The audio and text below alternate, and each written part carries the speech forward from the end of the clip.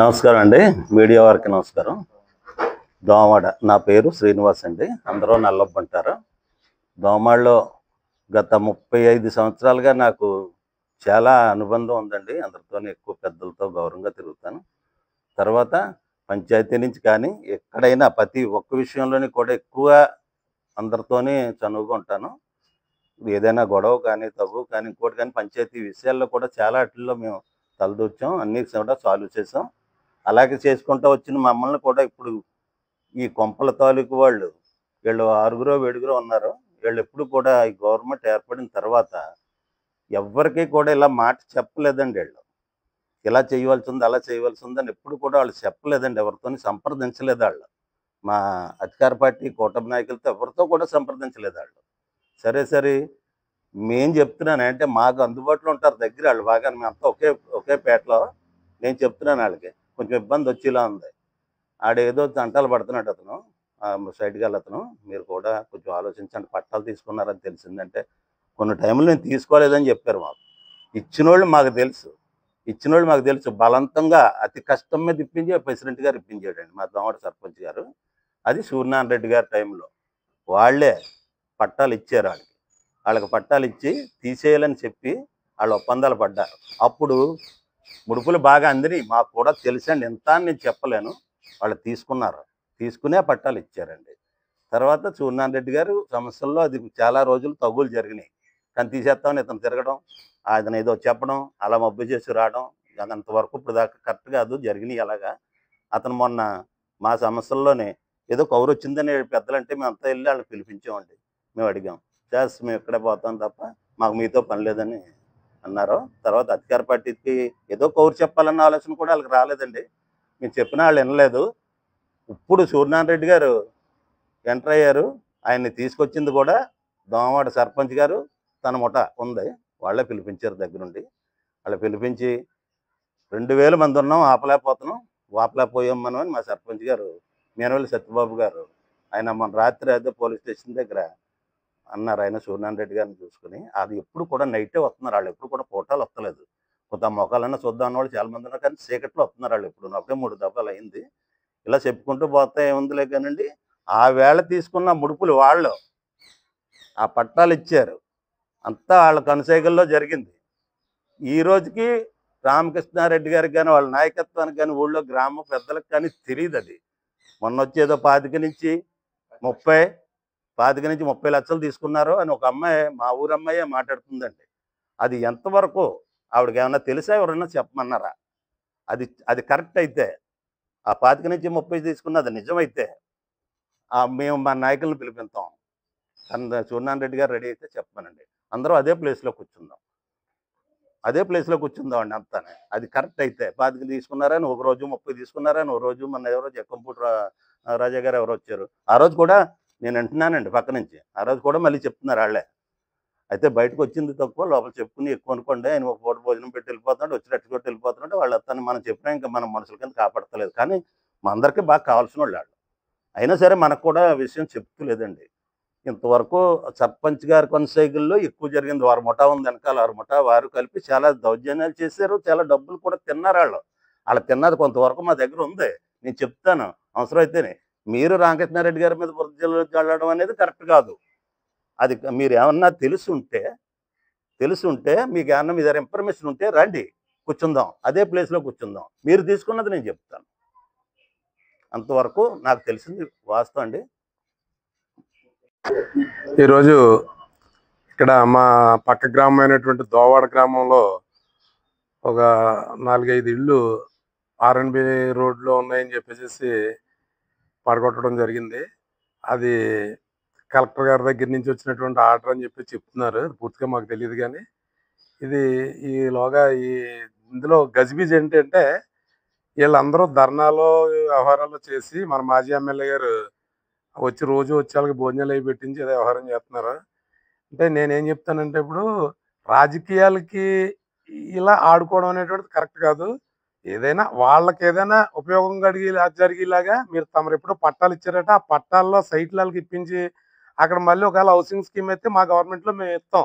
హౌస్లు కట్టుకోవడానికి ఇబ్బంది లేదు. ఎవరికైనా ఇస్తాం. వాళ్ళు పోయి ఉన్నారు కాబట్టి ముందే ఇస్తాం. ఆ ఇచ్చే మా సహాయం మేము చేస్తాం. మనం ఎంతసేపు రాజకీయంగా పోట్లాడాలి తప్ప, ఇలాగా మన ఏదో జనాల మీద రాజకీయాలు చేయడం అనేటువంటిది కరెక్ట్ కాదు. అది ఎప్పుడు మనం ప్రజలకి అధికార పక్షం ప్రజలకి ఏం చేస్తలేదో దాన్ని ఎత్తి చూపాలి. నువ్వు అదేమి చేయట్లేదు, ఇది చేయట్లేదు, సైట్లు ఇవ్వట్లేదు, ఇల్లు కట్టట్లేదు, పందరు కొట్టట్లేదు, అవి చేయట్లేదు అని చెప్పేసి. అంతే తప్ప వాళ్ళేదో పాపం ఇల్లు పోయి ఉన్నారు. వాళ్ళకి మనం మీరు మేము కలిపి సహాయం చేయాలి. అది మేము సహాయం చేద్దామంటే ఆళ్ళు కనీసం మా నాయకులు, లోకల్ నాయకుల దగ్గరికి కానీ, మా దగ్గరికి కానీ మొన్న మేము ఫిర్యాదుల సేకరణ పెట్టాం మండల ఆఫీస్‌లో. అక్కడికి కానీ ఒక్కళ్ళొచ్చి మాకు ఈ రకమైనటువంటి అన్యాయం జరిగిందని చెప్పి ఎవరో చెప్పలేదు. దాని మీద చెప్పకుండా మేము ఏం చేయాలి? అప్పటికే అదేమో ఊరికే అందరూ వచ్చేస్తున్నారు. రాష్ట్ర నాయకుల్ని తీసుకొచ్చి, జిల్లా నాయకుల్ని తీసుకొచ్చేస్తున్నారు. ఎంతమంది నాయకులొచ్చినా ఆళ్ళకి జరిగే ఉపయోగం ఏంటో చూడాలి తప్ప, మనం వెళ్లి చూసి ఓదార్చడం వల్ల వచ్చినటువంటి లాభం ఏమీ లేదు. ఏ రకంగానైనా సరే ఆళ్ళకేదో వైఎస్ఆర్ గవర్నమెంట్‌లో ఆ లేఅవుట్ అతను కూడా మాకు తెలీదు. లేఅవుట్ చేసింది వైఎస్ఆర్ గవర్నమెంటు. వాళ్ళకి పట్టాలిచ్చింది వైఎస్ఆర్ గవర్నమెంటు. ఎట్టి పరిస్థితిలో కూడా వాళ్ళకి పట్టాలిచ్చారు కాబట్టి ఆళ్ళ సైట్లు ఎక్కడున్నాయో చూపించి, అక్కడ హౌసింగ్ స్కీమ్‌లో మేము పెడతాం. ఎవ్వరికైనా అన్యాయం జరుగుతుందంటే ఖచ్చితంగా గవర్నమెంట్ ఏదైనా ఆదుకోవాలి. ఆ ఆదుకోవడంలో రామకృష్ణారెడ్డి గారు ముందుంటారు. కానీ లేనిపోనిలు అయి తీసుకున్నారు, ఇయి తీసుకున్నారు అయన్నీ చెప్పడం, నిరూపిద్దాం అనడం. నిరూపించండి ఇప్పుడు. ఎవరితో నిరూపిస్తారో జనాలతో నిరూపిస్తున్నారు. జనాలు కాదు. ఆ ఇచ్చినటువంటి లేఅవుటోడు ఎవడైతే ఉన్నాడో ఆడిని రమ్మనండి మాట్లాడతాం. లేదంటే ఆ లేఅవుట్‌లో కూర్చుందాం. మీరు రండి ఈయన్ని కూడా రమ్మంటాం. అంతే తప్ప ఇందులో మనం ఎంతసేపు మన రాజకీయాల కన్నా ప్రజలకు ఏ రకంగా ఉపయోగపడుతున్నాం అనేటువంటిది మనం చూసుకోవాలి తప్ప మన లబ్ధి మన స్వలాభం కోసం మాట్లాడడం అనేటువంటిది కరెక్ట్ కాదని నా ఉద్దేశం. అదేవిధంగా ఏ రకంగానూ కూడా వాళ్ళకి ఆరుగురు ఏడుగురు ఉన్నారో వాళ్ళకి పూర్తిగా న్యాయం చేయడానికి మీరు ఆలోచించండి. మా అధికార పక్షంగా అధికారంలో ఉన్నాం కాబట్టి మేము ఏ రకంగా చేయాలనేటువంటిది అన్ని విధాలా వాళ్ళకి ఉపయోగపడతామని చెప్పి దోవడ గ్రామం మా నాయకుల తరపున, మా ఎమ్మెల్యే గారి తరపున, మా తరపున చెప్తున్నాం. ఇదే విధంగా పడగొట్టించడం అనేటువంటిది మా పార్టీకి కానీ, మా ఎమ్మెల్యేకి కానీ, మాకు కానీ ఏ రకమైనటువంటి సంబంధం లేదు. ఆళ్ళు మాకు పడగొట్టిన తర్వాత కూడా వచ్చి ఇలా జరిగిందని చెప్పలేదు. తర్వాత ఇంకో విషయం కూడా చెప్తా ఉన్నా. మీరెవరైనా మీ దగ్గరికొచ్చినప్పుడు ఇలా జరిగిందని చెప్పినప్పుడు వైఎస్ఆర్ నాయకులు ఎవరి దగ్గరికెళ్ళినా ముందు అర్జెంట్‌గా లోకల్ గ్రామంలో ఉన్న తెలుగుదేశం నాయకుల దగ్గరికి కానీ, లేదనుకుంటే ఆ ఎమ్మెల్యే దగ్గరికి కానీ ఎళ్లి ఒకసారి చెప్పండి. ఆళ్ళు ఏం చెప్తారో ఆళ్ళని చెప్పేసేసి మీరు చెప్పాలి. అది చెప్పలేదు కాబట్టి ఈ రోజైనా ఆళ్ళకి ఉపయోగం జరిగేలాగా చూడమని నేను కోరుకుంటా ఉన్నాను. ఈ మీడియా సమావేశం ద్వారా ఆ విషయాన్ని చెప్తా ఉన్నాను. దోమడ గ్రామం నుంచి జుత్తు గోవిందని నేను గత 5 సంవత్సరాల క్రితం సూర్యనారాయణ రెడ్డి గారి టైంలో దోమడ లేఅవుట్ ఏ విధంగా ఇచ్చారు, వాళ్ళ ప్రభుత్వంలోనే అది శాంక్షన్ అయింది. పక్కనున్న పోరంబోగులో ఉన్న ఇళ్ళకు కూడా ఆ రోజులో పట్టాలు ఇప్పించారు. ఆయనే ఇప్పించి ఈ రోజుని రామకృష్ణారెడ్డి గారు ఏదో ఇచ్చుకున్నారో అని పుకారు పుట్టించి జనాల్ని మభ్య పెడుతున్నారు మామూలుగాని.